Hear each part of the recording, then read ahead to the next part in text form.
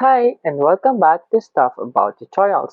In today's video, we're going to talk about on how to log in your account in Collect. Maybe you want to log in your account in Collect, but you forgot how to.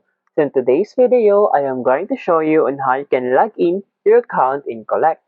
Check the video description and I will try to leave the written instructions.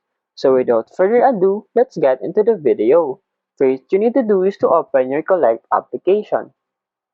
Once you open your Collect application, you'll be directed into this page. To log in your account, simply tap on Login button. And then after that, you'll be directed into this. Simply tap on the platform that you use. If you use Google, simply tap on Google. If you use Slack, tap on Continue to Slack. And if you use your Apple, simply tap on Continue with Apple. In today's video, since I used Google account to create an account, I'll simply tap on this Continue with Google. And then after that, select the Google account that you choose to create an account in Collect.